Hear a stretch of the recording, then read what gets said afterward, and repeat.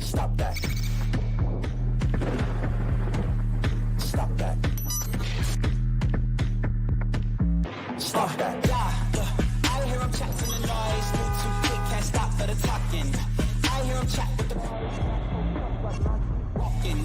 Just too sharp with the prize. White girls better tell me I'm awesome, yeah. Hot like fire on the pan. If you wanna touch my please use caution. Cold like 0 degrees. I'm out the cage, gotta let out the beast. Revolutionary, gotta let out the streets. Locked in a cage, I'ma let out the sheets. You can't go out, man, forget my peace. You take the west, I'll take on the east. I'ma put him in the cage, never let out the. Yeah, I hear him chat to the noise. Move too quick, can't stop for the talking. I hear him chat with the boys. Not so tough, but mans keep walking, yeah. Just too sharp with the prize. My girls better tell me I'm awesome, yeah. Hot like fire on the pan. If you wanna touch my please use caution. Stop that. Stop that. Stop that. Happy 30th birthday to Taylor. And happy birthday to him. I don't care. Good luck. For your birthday, the Knicks started that game down 14-0. Miami Heat were not much better last night. I think that there's a very real Denver Nuggets Jimmy Butler conversation that should probably be had, because he kind of had a bizarre 2010 LeBron-like finals appearance against the Nuggets, but he had bought so much capital with that historic run that we really couldn't jump on him for only starting to shoot when the game was out of hand in Game 5. But they give him problems. It's a thing. And, it's not something that we have to worry about over the next 3 months, because the Heat are very clearly going to go to the finals again, and hopefully Denver gets plucked along the way. But there's something there. There's something there. I went to sleep after the end of the first quarter last night because the Heat were down 16, and at that point, you got to make a call, right? Everyone made that call. Heat down 16 after 1, we're going to bed. I had 2 double drinks at the Panthers game, so I went right to sleep when I got home last night. So 4 drinks. So 4. No, 2. Oh, in my mind. In your mind. Did they 2 lose drinks, like you wanted them to or no? No. See, this is so you left upset? The Panthers, I was in a real win-win last night because they got to overtime, and I was just like, hey, either they win or they lose. And for anyone that doesn't know this on air, I have a theory that the Panthers are peaking too early. Baseball and hockey are similar, where I actually am not joking about this. I know it sounds ridiculous. But it does. You want to be hot at the right time of the season, and the Panthers are flaming hot right now with like 20 games left. So I need over the next 10 games. I'm cool with 500 ball over the next 10 games. Work in like a 3-game losing streak in there somewhere, and then that's when we bring it home. Then you have to get hot again. The final 7-8 games end on like a 7-game winning streak, and boom, peak right into the playoffs. They have the Biden Cup right now, right? They do. President's Trophy, yes. They're top they're of the in table. Mix. They're in the top of the table. The Rangers don't have the lead on them. No, the Panthers are leading with a game in hand over the Boston Bruins, and they have the tiebreaker with regulation wins. Okay, and so it's the New York Rangers, Vancouver Canucks, Boston Bruins, Dallas Stars, and Florida Panthers. Yeah. And every day that you check those standings. So I'm with Chris to a certain degree in that we all know that there's a Biden Cup curse out there. You don't want the President's Trophy. We won it 2 years ago. We saw how that ended. But I do want home ice. And I know we're very good on the road. We're also very good at home. Florida Panthers, by the way, Cup favorites, according to DraftKings Sportsbook. Cup favorites. That's not so bad. I like where we're positioned. I actually want the home ice because I don't want Game 7s on other people's home ice. I want it here. I want that atmosphere, provided we get that far. I'm with you when it comes to the President's Trophy, but I'm not with you on going 500 for the rest of the season because they're really just good the teams next in the East. follow along, Mike. Just the next 13 games, 500 ball. So 500 puck. You want the conference? I want the conference, yeah. I want home ice. The Panthers being what is referred to as the 8th seed, although hockey really screwed up these playoffs. I hate the way that the hockey playoffs are divisional. drawn up. It's terrible because if the Flyers end up making it, Carolina draws the Flyers, and the Panthers are probably going to have a more difficult opponent if they get the 1 seed. So it's just you can't even classify teams as an 8 seed. We had 2 teams make it to the finals at the same time. both were 8 seeds, but it's not really referred to as the 8 seed. It's all confusing. Wild card. We had to win a Game 7, which was the highest rated game on of the hockey season last year at Boston. Yeah. I prefer not doing that again. Is my whole point. It's one thing if you're sweeping the Carolina Hurricanes, even though to Coach Brendamore it wasn't a sweep. But I'd like home ice. I heard Kachuk on the Big Dog show earlier this week, and he kind of says the opposite, though. He's like, home ice is fine, but we want to be peaking at the right time. He's like, we want to be – because he's saying right now, he was saying that they're as bought in to the way they want to play right now as ever, even more than last season. Like, I know that's kind of just like an easy thing for him to say. Oh, yeah, he's saying things that you want to hear. But I'm just telling you that if you watch them play, it's true. If you watch them play, man, they just – and I know they've struggled a little bit. They've gone to overtime with some. Yeah, but they haven't played teams. well lately. No, they haven't. Overall. Like I think you're getting your way in that they're getting points, but they're not particularly playing Panther hockey. Last night was frustrating to watch because they're not pinning the puck in deep. The forecheck was okay, but I thought Montreal kind of out-Floridaed Florida to a certain degree.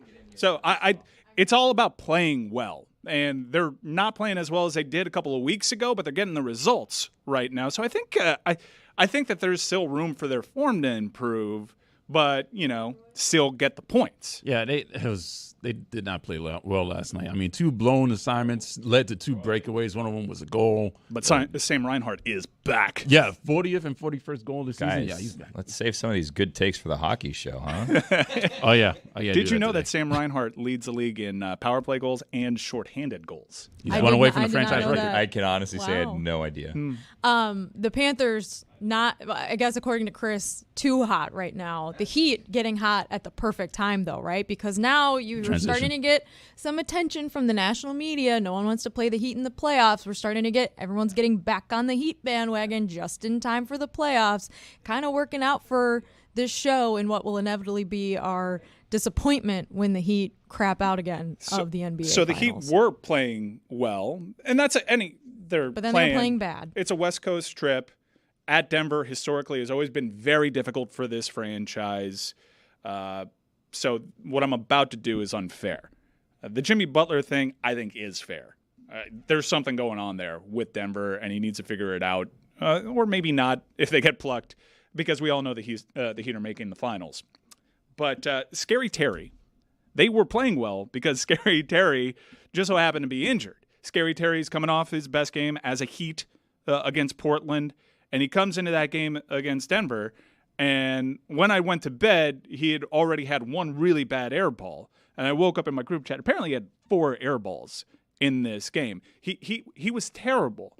And I told you when we Is traded. that what the drinks Chris was drinking are called? He was terrible. He was scared. Like the scary is like AIR for air ball. He was bad, and when they traded my least favorite player of all time in Kyle Lowry for my second least favorite player of all time in Terry Rozier, I told you and the audience, I'm willing to start fresh with this guy. But the evidence is mounting. Well, you ripped him, and then you came back a day later, and you're like, you know what? I'm bought in. I'll watch. I'm bought in. I'll watch. I'll give him a chance. But I've been watching, and I think we're ready to call this race. He's not very good. And he's going to do the thing where he probably goes out of the rotation a little bit, then he erupts in like a weird game 6 for 35, and people will be in my mentions, and we'll all forget like just the game in Denver where he had 4 air balls. Altitude, though. I didn't want to actually talk about last night down here in South Florida sports. I know this is referred to as the local hour, but I am presently really snagged on something that happened in 2006 that Jess, Aren't we all? Jess introduced me to. We have video. In 2006? Yeah. She was a minor. We have video of this, I'm being told. And did you know, Billy, that Joe Paterno once shit his pants during a game? No. And it was pretty obvious. Go on. It's pretty obvious, and he's not low key about this at all. We have video from this, and let's all react. Let's ride the game because I do want to do a bit of a Ron Rothstein stop it and hold type of deal. So let's run the tape. Joe Paterno in the end zone. Is he going to the bathroom? Joe Paterno is leaving the field. He has come all All right, the way stop it. across his offensive Stop it. line. Stop it. So He's jogging off the field. They cut a little bit from the early parts of the video, because the early parts of the video, you can already see on his face something happened. You can see on his face something happened, and you're also missing the effect of the teams are on the field. They're punting out of an end zone, and Joe Paterno runs in between the center and the punter while the teams are on the field. The pace is what gives away the pooping here. Like, this is not just a jog to a halftime. This is, I got somewhere to go. He I need literally to get there cuts quick. in between the play to run to the locker room. And I want you to look at the color pants that he's wearing at this point, if they show up in the frame, because early on you can tell he's wearing like dark colored pants. Yeah, see, he's wearing navy pants there as he's running through the end zone as teams are on the field. Okay. Now run the audio, if we can, please. He's wearing navy pants, and he's got a jog about him, and I think a lot of us recognize that jog. Oh, that jog. And we have no reason to know why. And Joe's maybe the only guy that knows. Oh, no, we all know. Kapanos to punt from near his own end line. So we know that was bizarre. We've never really seen a coach run in the middle of a play. Joe Paterno returns from halftime, and Bonnie Bernstein has an interview with Joe Paterno in which she asks him what happened there. And Bonnie Bernstein said that he's battling some sort of a flu bug, and you can see it on his face. Let's pod this up. Today, suffering from a bit of a flu bug. He says he feels a little better, but I could just tell he's still kind of washed out. I said, Coach, what were you able to keep up on in the locker room? And he's like, well, I know we missed a field goal, and then we made it, and that's all that matters. That's great. Stop it right there. First time Joe's probably Stop it right there. Look at that. Is a man, a broken man. It is a broken man. He's got hands on his hips, just looking down. And what do you recognize about the pants? Oh, different pants. Khakis. I mean, he's 79 at the time. No, I know. I've But seen where's this the move pins? before from my 6-year-old during a soccer game. Sometimes you just got to jog off the field in the middle of the game. It's something you would see in a rec league. Like, hey, Mom, I got to go poop. navy pants, and then khaki pants. That It man. wasn't just a poopy, though, because he has a towel around his neck. He's clearly going through something. I mean, well, that was kind of his thing, especially at that age. The towel probably shouldn't have been around his neck. He shit his pants, and he ran off, and he interrupted a play because he shit his pants. I did not know this He about Joe needs Paterno. to, I mean, you got to be in the morning. Like, I feel like, what time's this game at? Noon? Like, it's just, we got to think this out more for him. I think one thing is obvious. This is the most shameful part of his legacy, no doubt, for Joe Paterno. It's a big movie weekend with Dune 2 headed to theaters, and I've been kind of put off, and I know this is an algorithm that I'm getting because I've asked other people around me, are you getting Dune 2 IG ads? I just keep seeing that Dune popcorn thing that looks like a flashlight. Yeah. So Fleshlight. Yeah. So I keep getting Dune 2 ads, but it's really off-putting to me because it's nothing of the movie. I would prefer to get the Fleshlight popcorn. All I'm getting in these advertisements are beautiful people being beautiful at red carpet events. And I'm like, this is a very strange way. It is an attractive cast, though. It's a very pretty cast. It's a very strange way to market a sci-fi epic that had already a first part that I had seen and I thought was just okay. What's it about? What's Dune about? A lot of sand. There's a ton of sand. It's basically about sand. I saw the first movie, and I had same notes too. A reboot. It's like if life existed only on A noble sand. family becomes embroiled in a war for control over the galaxy's most valuable asset, while its heir becomes troubled by visions of a dark future. On that sand. says nothing. Yeah, it's That's just kind of words. it's kind of There's like the Dune popcorn thing. You're putting your hand in, but No, that was part one. are you getting it out? yeah. So yeah, I've seen the application of people taking popcorn out, and you actually don't get a true handful. It scrapes a lot of the popcorn out of your hand, and you don't get like the full mouthful of popcorn. So Dune is a lot like Avatar, which is a lot like Dances with Wolves, which is a lot like Pocahontas. I know cinematically that's not the same timeline. I meant historical when it comes to Pocahontas. But, I saw the first movie. It was pretty to look at. There was a lot of sand, so much sand. And historically, so Dune was a movie before.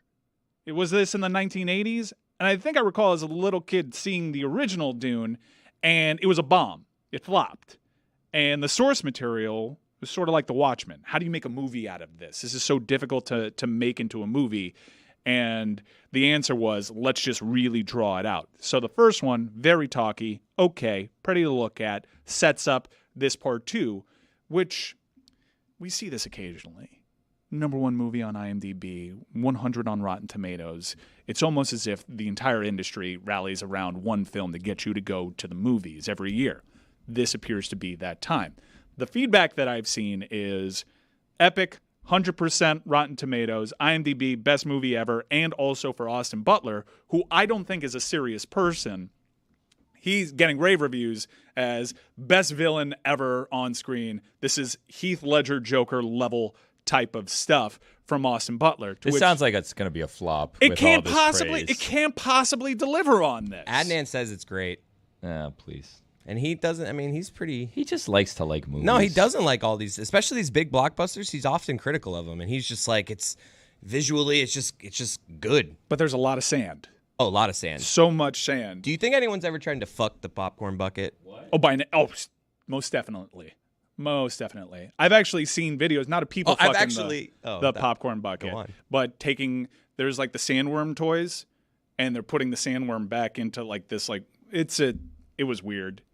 I reported it. I've seen a lot of like, Lord forgive me what I'm about to Dune to this popcorn machine or whatever it is. I don't know. I'm not going to see it on the biggest screen ever, because when I'm getting an ad for it telling me to see it on the biggest screen ever, I'm seeing Zendaya in some sort of plastic outfit, and I'm like, this is not the movie at all. But there is a movie that has gotten some traction on social media, and it's in development, and it's American Psycho, which is, for my money, one of the funniest. Another one? Really? Yeah, so there was American Psycho, and then a sequel with Mila Kunis. That was American Psycho 2. That was, I think she was related to Patrick Bateman. She might have been Patrick Bateman's daughter, and it was just terrible. I think it was straight to DVD at the time, and whatever. American Psycho is a perfect movie, in my opinion. It's a great dark comedy. It's my #2 favorite movie of all time. I love American Psycho. And I know what the take is from everybody that loved the original American Psycho is, this is perfect. It does not need to be remade. But the reports are it's going to be a modern retelling of American Psycho, which was a period piece. And a lot of people kind of made American Psycho better by having their own theories as to what it was about. No, this is a statement on the vanity of the 80s, and it's a period piece. And I'm more inclined to go that route. I mean, what is more vain than the era that we're living in right now? It's actually perfect timing to have an American Psycho contemporary version. It's just applying that branding and that expectation with it. But we've already had a bad American Psycho out of the way. I don't know, man. The 80s, it was pretty vain in the 80s, man. How's that going to get any better? I feel the same way about this that I feel about like any reboot, which is like, if it's a good movie, I'll watch it. And I don't care if it's a reboot or not. It's just like sometimes they're just lazy and they kind of repeat the same thing over again and it's not good. But make a good movie, people will watch it. I don't know. I think it's the audacity of making a reboot, because The Naked Gun is getting a reboot with Liam Neeson. Like, how you gonna do that? I think the spoof movie has totally disappeared. Leslie Nielsen took it with him. And like a couple of months ago, I was binging Leslie Nielsen movies. I've gone as far as to see like those crappy golf videos that he's done. Those are really bad, really terrible. Leslie Nielsen was really unlike anybody else. You went to a Leslie Nielsen movie, you knew exactly what to expect. Scary Movie did resurrect the spoof movie, and they paid homage to him by him being part of the cast in one of the sequels. Scary Movie 3. Yeah, but he took that whole genre away. It's goofy. It's not laugh out loud, fall out of your chair funny. It's more like funny haha stuff, and it's just pleasant to watch. And it's totally gone away. I know Rashida Jones did a series that was very much like Naked Gun, but that got canceled, and no one's really done it. As we know from his clip with the Associated Press, Leslie Nielsen had great comedic timing, but Liam Neeson had better comedic timing with that AP interview. You kind of need a straight man, I think, in these spoofs, and he plays a believable cop. He played an all-time great character in Dairy Girls. No. He was a cop. I think it's going to be great, and I think I think the timing is right for a Naked Gun reboot, and it's not held in the same regard as American Psycho is. A lot of these Naked Gun movies are very poorly rated. Can I ask a question about, and I might face backlash for this, about that Leslie Nielsen clip that we play for a long time? I kind of understood what he was saying. Or Liam Neeson, yeah. What did I say? It is the Leslie perfect Nielsen. actor to do the LN. reboot because it will trip people up because they're both Liam Neeson, Leslie Nielsen. Yeah, I got very hard. I got tripped up there too. But do you have the entire Associated Press clip? Because I want to. I think I'm with Billy on it. I know what he was going for. The note was just so perfect, and the note that he hits is just so iconic that we really lose the essence of what he was trying to say. So let's play that entire clip. There's a lot of discussion about it and a lot of healthy and necessary discussion about it because the disparity sometimes is disgraceful. How do you think we can move past that? We're starting, and it has to start, and it's starting with these extraordinary actresses and brave ladies, and we as men have got to be part of it. We started it, so we have to be part of the solution. So would you take a pay cut to kind of equal things out? No, pay cut? No. That's gone too far. No, there has to be parity. There just has to be. I kind of get it. I mean, he's saying, like, no, they should be paid as much as I'm paid, not No. I should be giving them, like, I should make less to make it equal that way. Like, everyone should be making more. I kind of get it. I kind of get it, except when it comes to NIL, probably because we talked yesterday. I'm curious, Jess, you weren't here, and Lucy wasn't here either. And Lucy is taking a personal day because Caitlyn Clark has announced that she is indeed going to the WNBA. I just threw out there. Is that a good business move for her? Well, people have done the math that there's an average WNBA salary, and she's presently making more. I saw she was hanging out with Theo Vaughn the other day in Iowa. Do we have that video of Haley Jones talking about going to the W? Because she talked about how it's a myth, essentially, that you're losing money by going to the WNBA. We'll get Once that you're video. a professional, your endorsements that you had in college will most likely continue. If not, you'll have the opportunity to do more. I imagine she and her team have crunched the numbers, and she's got a massive shoe deal waiting for her. And I think she has a really unique opportunity in front of her to make the WNBA matter more by her arrival. And I think that's kind of part of it. We talked about, it's a little bit of the Messi going to MLS and Beckham going to MLS thing versus some of the other offers that they have in Messi's regard, going to Saudi and just getting this huge bag. In Beckham's respects, him staying in Europe, adding more trophies. Let's play that clip that Jessica was referring to. So you did not lose money coming. No, ma'am. Okay. All right. I just want to make sure I understand in plain language. You Spread did not. the gospel. Spread the gospel, please. Right. Yeah, I think it's people. I don't really know where that came from, but like when coming from the NIL space, it came from men. You're right. So it's completely right. Very rarely is it like a one post situation or like a 1 month thing. Like you're being endorsed by a brand for a long-term contract. So like everything I did in NIL, I still have the majority of those contracts with me now. And then I take on my WNBA base salary, and then being in the Atlanta market, then you start getting more endorsements. Now you're you're working to be one of the face of the league with this team marketing agreement, league marketing agreement, whatever it is. There's a lot of opportunities to add on what you already have. That's interesting. She maintained a lot of her NIL, and maybe I was approaching it from a naive space. Like I had an NIL deal with a women's college basketball athlete, and it stopped when she went professional over to Europe. I still don't know if we have enough data points on NIL to pros. So maybe that's a unique experience that she has, but it is something to consider. Like I don't think that there is any kind of scenario for Caitlyn Clark here going to the WNBA that sees her making less money. That's not how these things work, right, Jazz? Absolutely. She's a star. She's going to make money no matter where she goes. But I also think that if she wants to play pro, like it's weird that people are putting their own like opinions onto it. She's achieved almost everything you can as a college player, except for win a national championship. Maybe they'll do that this season, but she has the scoring record. She's broken tons of records in college basketball, and going to the next level, I think, will be a great challenge for her, and something that if you're an athlete and a competitor, like, why wouldn't you want to do that, and why wouldn't you want to take that next step, especially because the Fever have the #1 pick. She'll be playing with Aaliyah Boston probably next year, who just won WNBA Rookie of the Year, one of the best inside players in the W, and the combination of the two could be lethal in the WNBA.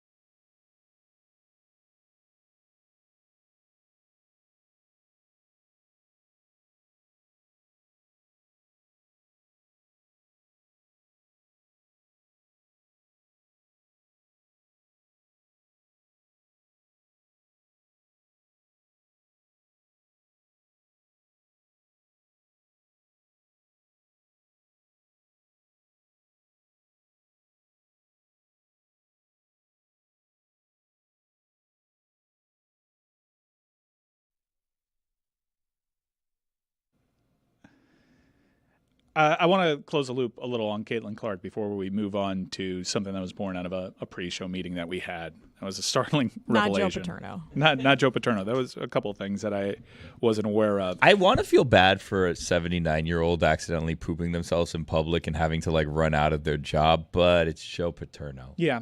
So I feel conflicted. I will give you license to not feel bad. Yeah, for like Joe I feel Paterno conflicted as a human being. Like I just naturally feel sympathetic towards an elderly person having an accident publicly and having to run out embarrassed. And I think that's also, what probably a lot of people are feeling. Also, my main feeling this morning was like, I can't believe you hadn't seen this before. You don't remember this happening. Like, I feel like this was one of those college football things that, like, I remember where I was when it happened. Where were you? Like fourth grade? Yeah.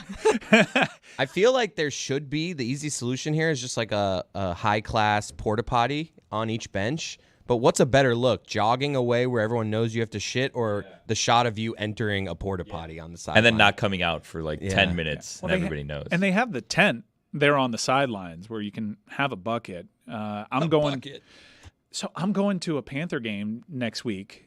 Annually, I have this thing called the Kitty Caravan, where me and a large group of friends, and it grows every year, we go to one Panther game that we've identified on the calendar. It's usually a matinee game, and we tailgate. We just love our Ice Cats. Then we go to the game. We inevitably lose because it's the biggest mush out there. And we've run into a couple of issues at the Kitty Caravan. I love the facilities.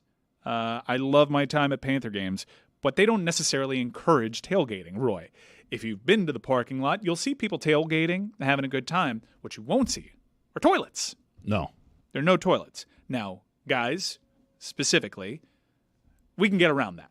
We can work with that. No problem. You got a tree, you got a car door, you got a gutter, you got a grassy patch. We'll find ways. Just pull out the wiener and go. But ladies, a lot more difficult. And when you're tailgating with seltzers or Miller Lights, you got to go after a while. And there was no place to go. So I had this very thoughtful Christmas gift that somebody gave me, which is my own portable porta potty. It's a tent that people can go into. Sounds gross. And a Who bucket. gave that to you? That's weird. Someone that went to the Kitty Caravan in 2022. Oh. And I haven't had an opportunity yet to use this yet. It's still in its wrapping. And it struck me yesterday. I've been super excited to use my porta potty and take it because this is a practical application. The ladies that are going to this tailgate are going to love the fact that I was this considerate, and now we have a place that's private that they can go to the bathroom if they need What's to it pee. called? I forget the name. It is a portable porta potty. It's like extra porta, but someone got it online, and it's this pop-up tent that pitches itself with a bucket and some bags. Some bags. Who's going to empty that thing? Because that's what finally dawned on me the other day is, all right, when it's time to go into the game, I've got this piss bucket now that I've got to empty. And I've got to put that back in my car because clearly someone's going to steal my piss bucket. Yeah, that's yucky. I would leave that outside the car till you got back. But I put bags around it. Is this what it looks like? Where would you just put up it on the screen? That's kind of what it looks like. Yeah. So here's what I'm thinking. It's yucky. I just park next to a storm drain. I like where your head's at. And I put the tent over the storm drain. And so you're just dumping sewage into the storm drain? Yeah. So people enter this little where do you think sewage and the goes? whole ground area is just like wet. The Everglades in this situation. It's not my problem. Like it's all number one, Chaz. This is all number one. I'm sure there's way worse things in that storm drain than fertilizer, Miller Lite induced pee. I not really my concern here, guys. But is that the move? Because I'm worried about the part that no one's considering, which is putting the bucket back in the car when it's time to go to the game and handling the bucket. I'm gonna have to get rid of this pee at some point. It's going in the storm drain regardless. So I just cut out the middleman and just put this tent over a storm drain and tell people, just go in the drain. You said there are bags involved, right? Why don't you just put it in the dumpster or the garbage can, I should say? These aren't really readily. You want me around a bag of warm piss. You want me? It's like a balloon. I don't think you're supposed to pee in a bag. I think that this is just for number 2. This bucket. Like you shouldn't pee in there. I don't think. Right? Come on. This is on the Panthers. Hey Panthers. Can we get some porta potties? They don't want us to. They don't want you to have porta potties. Oh. Because very clearly they would have them if they wanted this to be a thing, and this is their way to dissuade. It's kind of like saying that you have a boat show in town and you can't host the All-Star game. This is I'm not pissing in this. This is their form of oppression. Right, is it because they don't make money off of it? So it's like we don't want people coming in more drunk. Like that's it. Like you're gonna get drunk enough here, so bringing their own. It doesn't alcohol. add value to us for you guys just entering the arena more drunk. It could be a cost thing. I'm not sure. I don't know what the official statement is there, but they've gone several years without having toilets available for the people that want to pull in early and have a big kiddie caravan bash. I would think it is the cost. First, you got to pay for the disposal, and then you get people are bringing in their own alcohol, so you're not paying for alcohol in the game. How exactly would I carry this bag? I don't know. Like Santa? Twist tie? I don't know. Tie it up. I do the Santa and put it over my shoulder. Juggling it down the street, trying it not to bounces drop on it. your back like. Yeah, so I think I'm leaning towards team pull up next to a storm drain. There's gel that you pour into this thing. So you pour this gel into it, and it turns the pee into gel. So it absorbs the liquid that would appear. You should see if your kit came with this, because I'm looking this up right now. There's also a poo absorbent that it says lemon scent, so it makes it smell good. It seems like it's going to be one of those scenarios where it's poo and lemon. It looks like to the lemon eliminating yeah, the no. So look, Jess, you can see this right here. Ultra absorbent to deal. Don't know so if I want there's to. the that Poopery represents the urine, and then when you put the liquid thing in it, it turns it into gel. So you're not walking around with like a bag. Hardened. No, it's gel. It's like gelatin. Yeah, Jello pee. It seems like if you put this stuff in it. That actually seems pretty cool. I mean, science.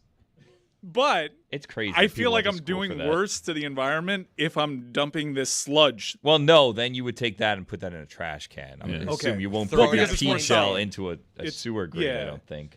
But do I still do the Santa with it, and I slosh it against my back as I carry all this human waste? Yep. And also, it could break as I'm pushing it into these. It's not really. The trash cans there aren't designed for a big sludgy gelatinous pee gel. So, it's also hot down here. Yeah. No, there's a lot of the heat element. I feel like your kiddie caravan always adds something, and like you need to have like a pee gel Santa costume for like the next year, and then like the loser of some bet or something has to be the person that cleans it out, and they go in like a yellow Santa suit with the P-gel bag, and then they go and dispose of it. And you make it a whole thing. Is this like a party bus that will stay there the entire time and take you guys back after? No, because there's the Kitty Caravan. In terms of paid attendance, our group is 23 large, and there's people like you and Roy, I hope, that aren't going on the aren't with our ticket group, but already have tickets to the game, and will just be there to. Oh, so you guys could pee in this tent. This is exciting. Yeah, you guys are going to enjoy this privacy. Yeah. This pee tent. Speaking of Santa, if I may make a segue here, Drive to Survive, the new season came out a week ago. Santa's and there in is it? a scene in it with technically Father Christmas. Oh. And he asked Christian Horner, who's a team principal at Red Bull, he asked his children if Daddy had been naughty the last year. And in hindsight, it was one of the most incredible bits of foreshadowing in the history of that show, because Christian Horner recently was accused of misconduct at Red Bull. And something insane happened yesterday in the world of Formula One, which I think people that aren't Formula One fans will find interesting, which is that Christian Horner, who is one of the faces of the sport, he had been accused of misconduct. He was being investigated by the team. The Formula One season starts this weekend. DNF will be back, TBD when. A little plug there. But the whole team's in Bahrain for the first race. And they said, okay, he's not, we're done with the investigation. Like, Christian's here. He's not going anywhere. We're clearing him, basically. And then a anonymous email gets sent to hundreds of F1 media members and to the heads of F1 with screen grabs of alleged text messages between Christian Horner and a employee of Red Bull. And this is the alleged wrongdoing that he was being investigated for. And so everyone in F1 is together right now. This was yesterday in Bahrain. They're still there. The race is tomorrow. And no one has been able to verify yet if these text messages are real.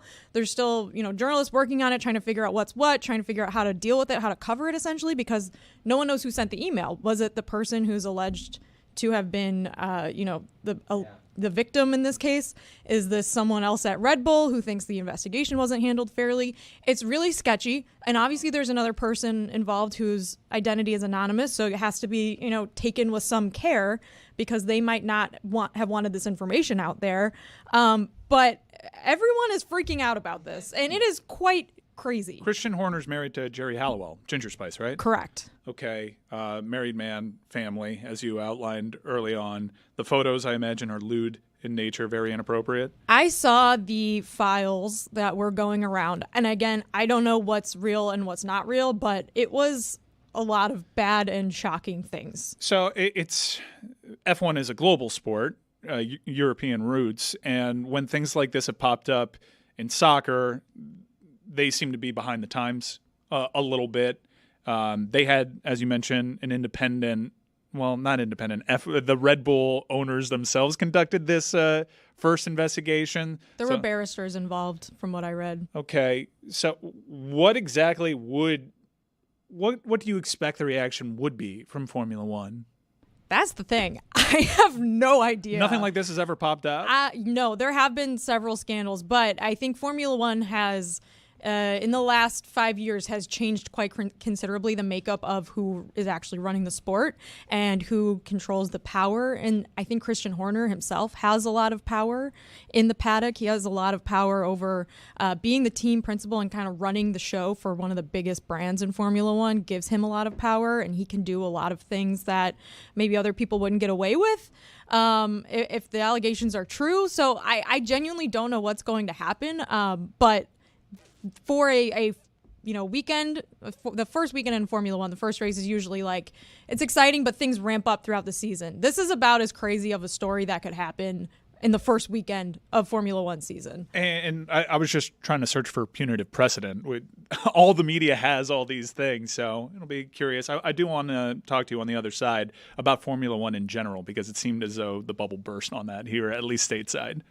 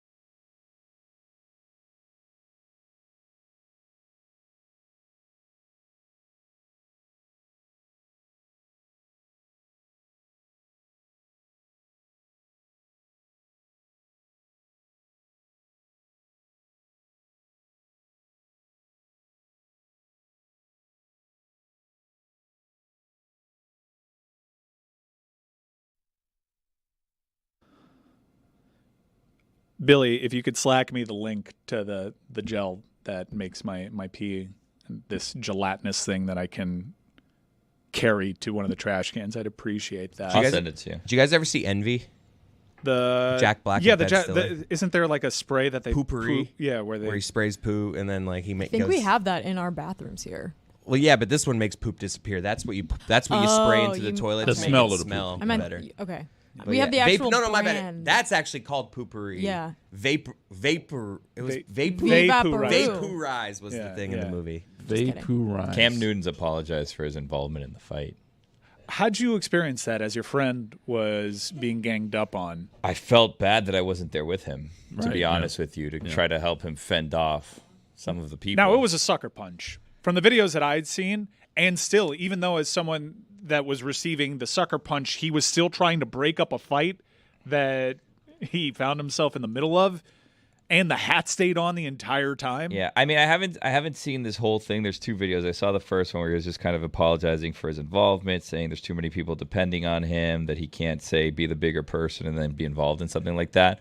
And then there's another one that I haven't seen yet. But I mean, if you listen to the involvement of the fight, it appears he was kind of talking some crap, which seems normal, I would think, in like most sporting events. But the people that he got in a fight with didn't appreciate how far he was going, I guess. I don't know. This fight actually didn't come as a surprise. I've been following. I'm on some weird Cam Newton algorithm, and he had been beefing with 7-on-7 teams out there. There were videos in the days leading up to this. This built to crescendo where you knew that there was beef. But that appeared to be a sucker punch. But the most impressive part about that video is, number one, Cam Newton, huge. Just not someone confirmed to He's make a big boy. to make the choice.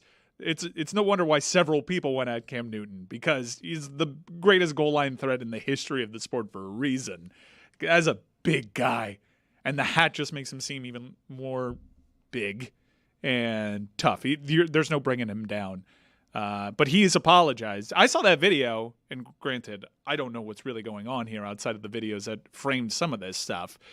I don't really see anything for him to apologize for other than an example. There's children that are fans of his. He is in a leadership position at 7v7 fields, but nothing really to apologize for. The other people should apologize. Well, I mean, I don't know. I haven't seen the second video yet, so I don't know exactly. Did you let him know that you're there and you got his back if that ever happens down here? It's one of those things that, like, you want to give him some space. You know what I mean? Like, when a friend's going through, you want to be supportive, but also, like, from a distance, because you want to pile on and have them feel like, you know. So, like, publicly, I'd like to say that I support Cam and I'm there for him and all that, but I don't want to bother him because I'm sure he's really going through it right now with a lot of people. Like, me personally, like, my closest friends, I'll check in with like twice a year, and we're good. And I feel like they feel the same way about me. They're Did like, you salute Peter still King? Hey, good? hell of a Still run. Alive? Yeah, good. Peter, Okay, Peter, perfect. hell of a Holy run. crapola. Yeah.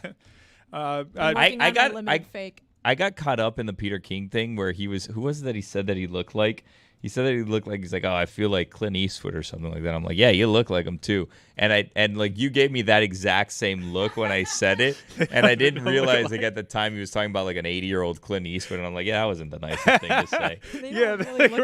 Yeah, You know, I was trying to compliment him because Clint Eastwood. Everyone talks about how old Clint Eastwood looks. Yeah. Like, I that's know, the but I thing. didn't. I was thinking young Clint Eastwood. He specifically said Gran Torino I wasn't there listening. to frame the conversation. Okay. It wasn't Dirty Harry Clint Eastwood. I hear about 40% of what happens, if that. So I just am like, yeah, that's that. I just try to agree with people. Well, here you know comes what I one mean? of those 60% conversations because I want to close the loop on Formula One. I happen to think that Formula One was this like shell corporation and just a whole Ponzi scheme, and it was inflated because of the pandemic, and everyone during lockdown was looking for content, and they found it in Drive to Survive, and it's become a template.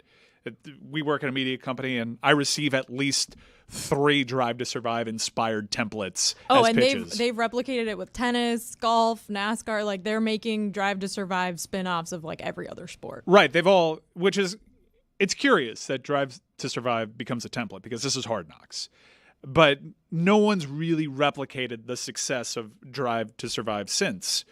Full Swing I enjoyed some of those episodes on Netflix. I know it's back for season 2, but I don't even think Drive to Survive has replicated the success of Drive to Survive. And Formula One, it was really peaking. It was the fastest growing sport. We've heard that in this country with motorsports before. And that it's usually not a great thing when you're called the fastest growing sports because it's unsustainable and you're going from a place that's very low.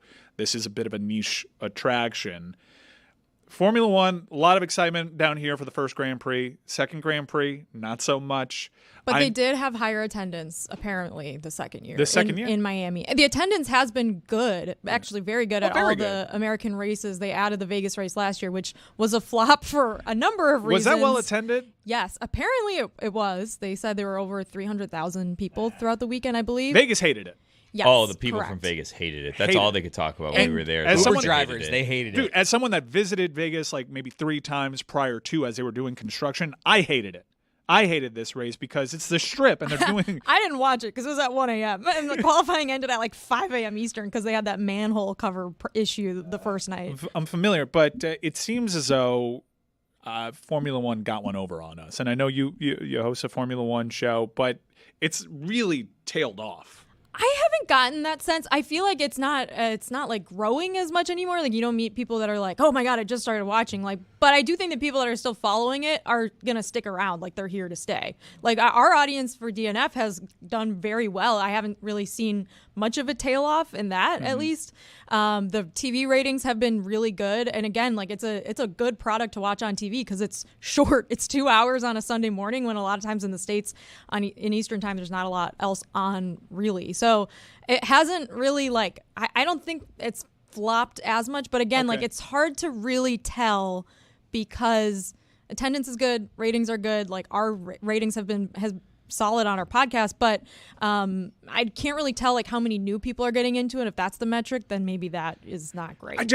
What I'm doing is I'm approaching this from a very naive place. I just don't hear as many people talking about this, and it hasn't really captured the discourse the way that it used to. But I've got 5 minutes left in this show, and I really want to get into. I was worried that we were not going to get to what I'm going to try to squeeze. I'm going to try to squeeze it in, but I know that we have to hit this. All right, bring John Reed in real quick because John Reed alleged in a pre-show meeting that he invented something, and he hasn't reaped any of the rewards for it.